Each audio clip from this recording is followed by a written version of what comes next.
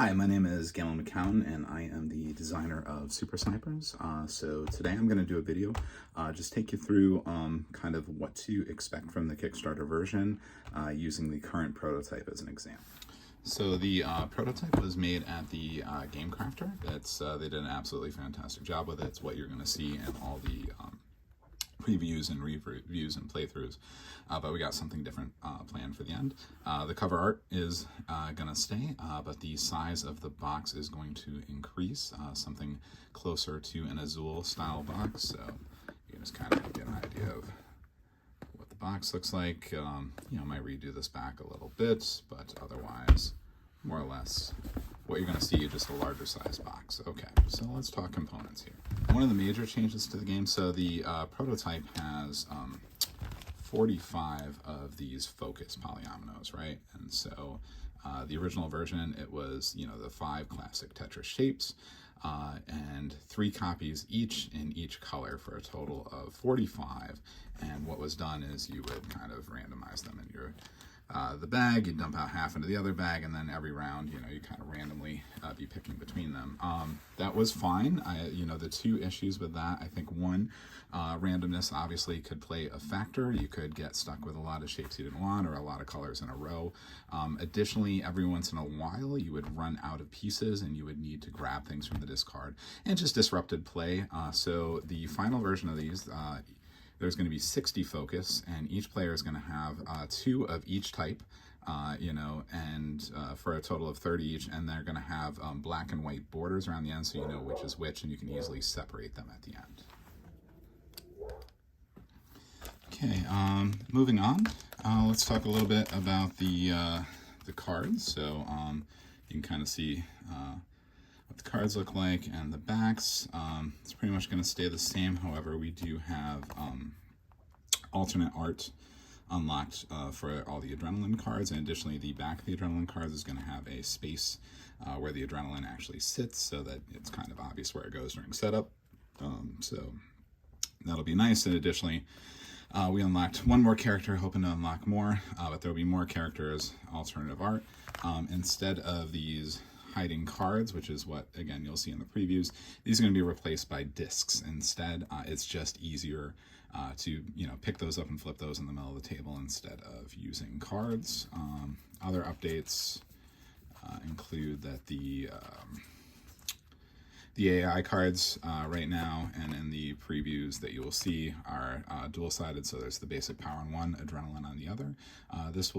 They'll actually get 2 cards for each AI, so that just like the normal 2-player characters, they can have their adrenaline and basic power active at the same time, and the cheat sheet card will be updated as well.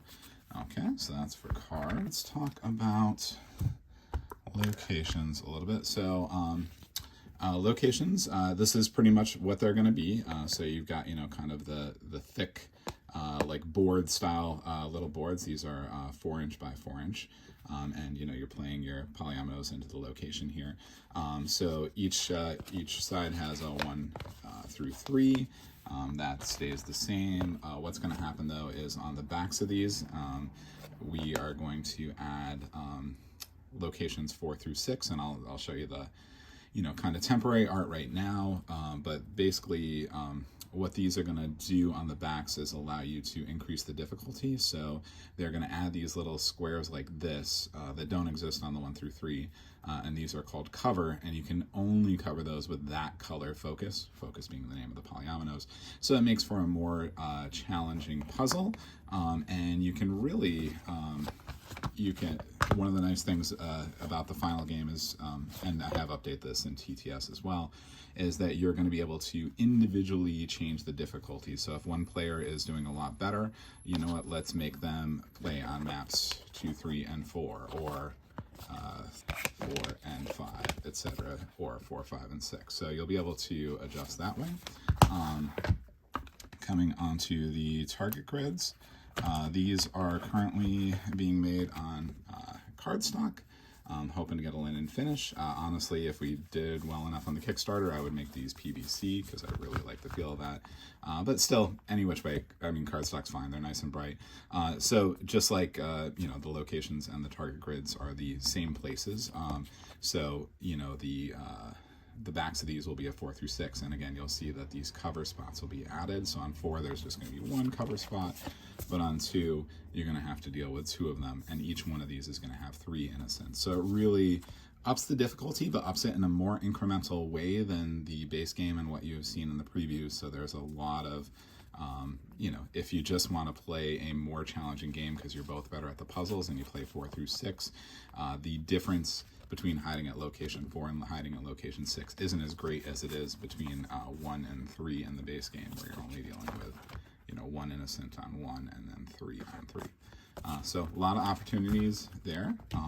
Okay.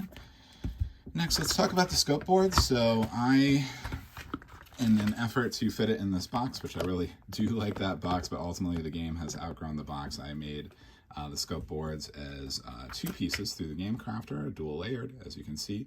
And they're awesome, but of course, that invites a lot of opportunities for damage, etc. So the final versions will be 1 piece, and we're improving all of these so that the tokens fit much more closely in the slots.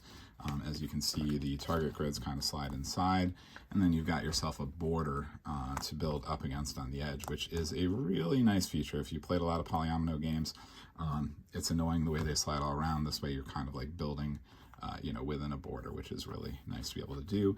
And of course, everything kind of slots in here, so all that's likely staying the same. These chips will be a little bit bigger, and like I said, they're going to fit a little bit more tightly. But there's a space for everything you need on the board. So that's your little bullet slot over here, etc., etc.